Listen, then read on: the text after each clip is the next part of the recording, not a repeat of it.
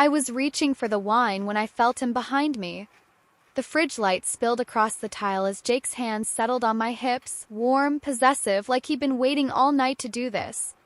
His breath hit my neck, whiskey sweet from the party we just left. I should have been surprised, but the way his fingers dug into the silk of my dress told me he'd planned this moment.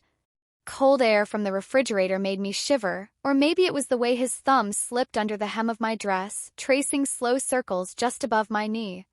I could feel his heart beat through his shirt where my back pressed against him, fast but steady, like he knew exactly what he was doing. When I turned, the counter's edge bit into my lower back. His hands moved to either side of me, caging me in without touching. That was worse. Now all I could think about was the heat of his body, the way his eyes dropped to my mouth. Somewhere down the hall, our roommate's shower turned on, the pipes groaned. Jake's smile was all teeth as he leaned in, close enough that I could taste the mint on his breath. "We should probably," I started, but his lips cut me off at the corner of my mouth, not quite a kiss, a promise. The wine bottle slipped from my fingers.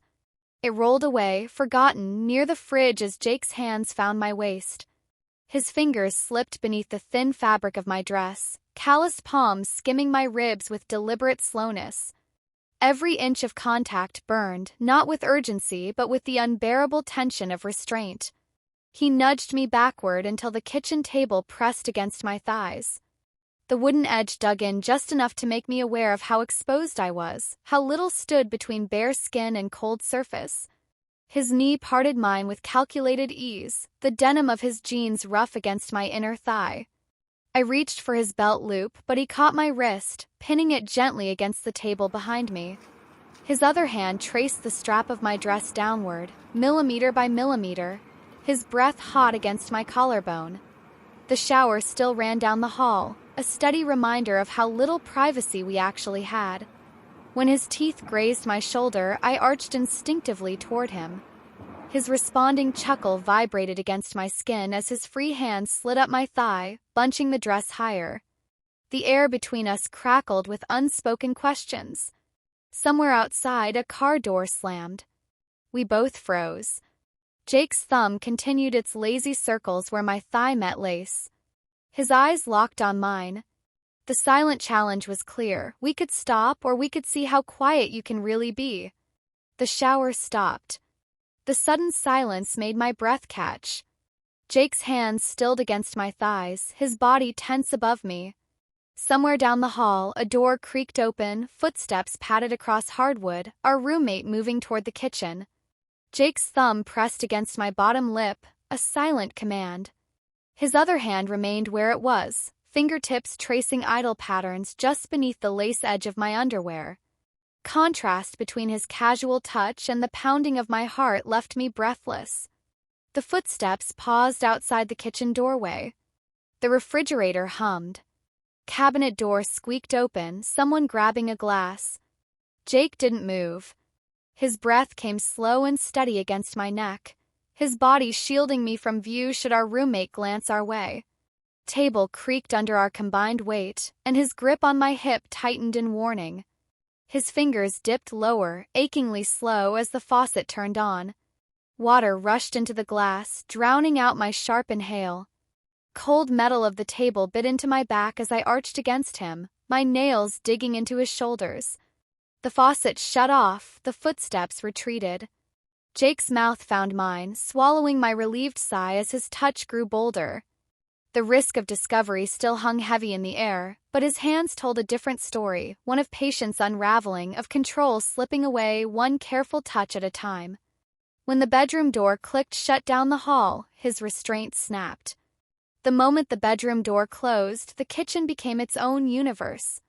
Jake's hands moved with new purpose, his earlier restraint dissolving like sugar in hot tea. Table groaned beneath us as he lifted me fully onto its surface, sending a forgotten fork clattering to the floor. The sound should have startled me, but all I could focus on was the way his thumbs hooked into the lace at my hips, the way his breath hitched when I rolled against him. Moonlight through the window painted silver stripes across his shoulders as he leaned over me. Every point of contact burned. His knee between mine, the press of his belt buckle against my inner thigh, the delicious friction of fabric dragging where we wanted it gone. His mouth trailed down my neck, pausing to suck lightly at the pulse point beneath my ear.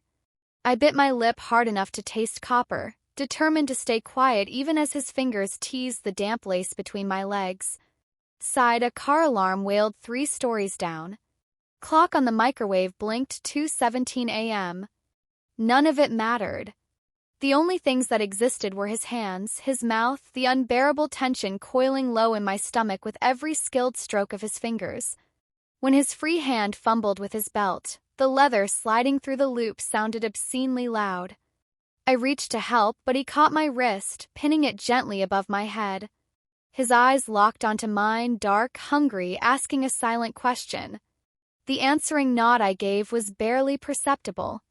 His groan when he finally slid into me was muffled against my shoulder, his teeth sinking into flesh just shy of painful. Table scraped against the tile with our movement, the sound surely carrying through the thin apartment walls. We didn't care. Every thrust, every gasp, every slick slide of skin on skin brought us closer to that dizzying edge. Then the fridge motor kicked on with a loud hum, flooding the kitchen with sudden light.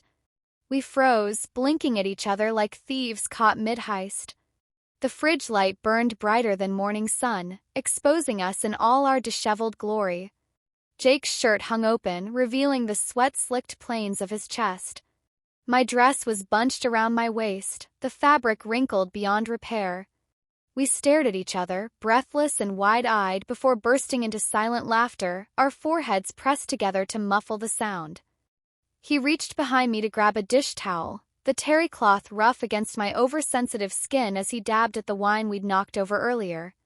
The red stains spread across the wood like abstract art, a permanent reminder of where his hands had been minutes before. I watched his fingers work, mesmerized by their steadiness now compared to their earlier desperation. Kitchen smelled like salt and citrus, and us, a heavy combination clinging to the air. Jake's belt still lay coiled near the fruit bowl like a discarded snakeskin. My underwear. God only knew where that had ended up. He pressed a water glass into my hands, his thumb brushing mine as I took it. The ice cubes clinked as I drank, the coldest shock to my system.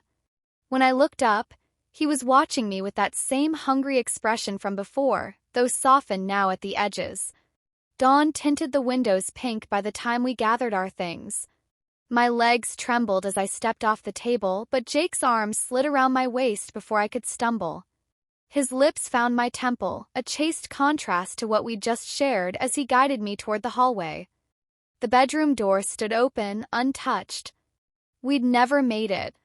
Somehow that was perfect.